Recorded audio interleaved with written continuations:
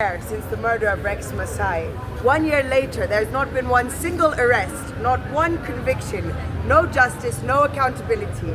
So as we are outraged with the murder of Albert and the murders since then and the historic extrajudicial killings and police violence and brutality, we also demand accountability and prosecution and arrest of all of those who participated in the murder of the Gen Z last year. How is it that 1 year on, when the murders were clearly identified on camera, on CCTV, they've been named, they've even been in court, how is it that we're still only in an inquest to decide whether or not there's enough evidence for trial for only one case of Rex Masai?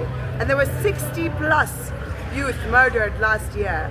So as we demand justice for Albert, we also demand justice, accountability, arrest, prosecution and compensation for the families. All of those families were also had tragic losses. Their children tortured, some leaving behind children, leaving relatives. Some have still not been found, some abducted, not yet returned to this day. Others showed up in morgues. Why is it this one that is only being recognized as so tragic and so urgent? We stand with Albert and we stand with his family, but we also stand with the families of all of the victims of extrajudicial killings. Stepping aside is not enough. Resigning is not enough. Arrest and prosecution of all of the murderers, all of the state murderers, their commanders, their leaders, their accomplices. Even Ruto is our chief murderer, directing the army and the police forces, the military who are clearly shown to have murdered someone, as well as the police murdering 60 youth and plus. So Ruto, utarudi ICC, hatujamalizana na wewe na watu wako. We'll pursue every avenue available to us through Kenya, regional, continental, and international in the pursuit of justice. Yeah, my name is Dongi Githuku from Kongamano, La Mapinduzi, and the PLP. So I'm here to address the issue of stepping aside. The issue of Lagat having stepped aside yesterday. I think this country is full of jokers who are in office. Because when we came out in the streets the first time, we did not call for the stepping aside of DIG Lagat. We called for the resignation of Elliot Lagat and the consequent prosecution of the same criminal and suspect in the case of our brother Albert Ojwang. So we are flabbergasted that yesterday we saw a statement which was written by the former DIG, who actually did not address anybody. That letter was not addressed to anybody. So the first question is, who is that letter addressed to? And the next one is, we did not ask for his stepping aside. We asked for his resignation. We demanded that he resigns from this position. So we are here to reiterate that he must resign. Elliot Lagat must resign. Lagat must resign. And be arrested. Not only to resign, but be arrested. Thank you very much. Immediately after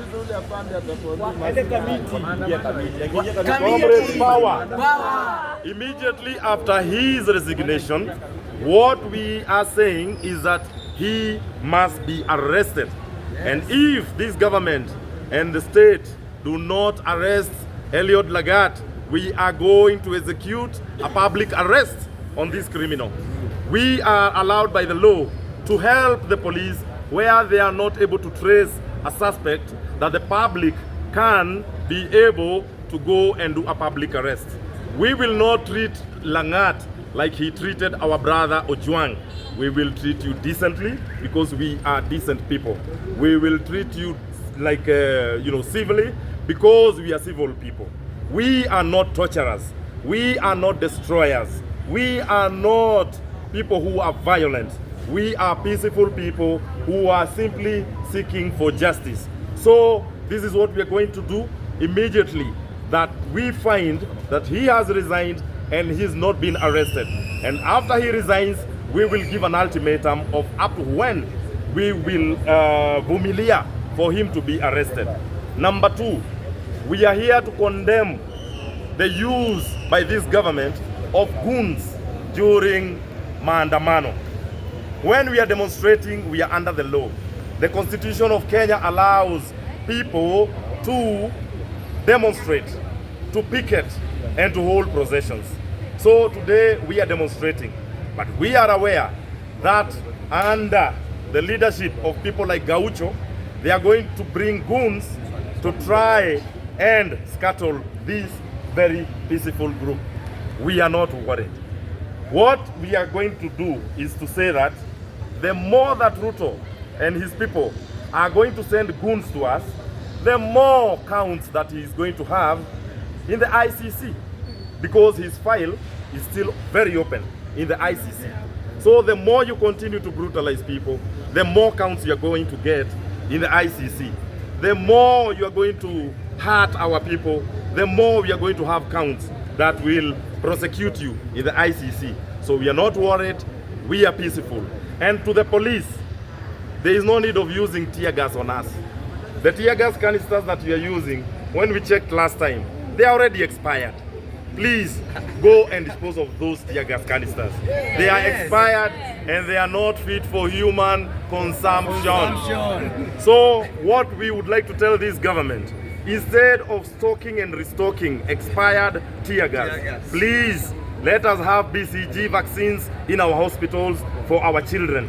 Let us have polio vaccines in our hospitals instead of buying tear gas and bullets to come and kill us. So what we are saying is that we are peaceful, we will maintain peace, law and order, and whenever that any of the police try to attack us, we will peacefully sit down and see if unaweza chapa mtu kama amekaa chini.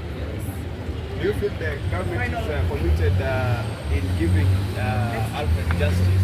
The fact that they're already giving money to the father. Are they committed to for Ojwang to get justice? Yeah, this is a very good question, because Kenyans are being diverted by the fact that the hugest looter of this country has first killed somebody's son, the son of Ojwang, and then followed to the family of Albert Ojwang with money. I hear that they have given about 2 million. 2 million. And that's very little money. Money that cannot, has no, the life of Albert has got no value, money value, okay? So the more that you continue trying to bribe and compromise the family of Albert Ojwang by giving them more money, is the more that we are going to organize to actually make sure that we will raise money as the people of Kenya, give it to the family of Ojwang, and take the 2 million back to State House. Yes. Because that is blood money. Yes. Money cannot There return is Ojwang lives. Money cannot return Ojwang life. Watu wanatudanganya na pesa. Pesa itarudisha mtoto wa Ojwang uhai. Yeah, so what we are saying is that we have a president who is so used to bribing, a president who is so used to using money, a president who is so used to having his solutions done through money, but Kenyans are wiser than that. We are now at a stage where we cannot allow money to come and scuttle us. So we will changa the money and return the money to the looter, the butcher of Sugoi.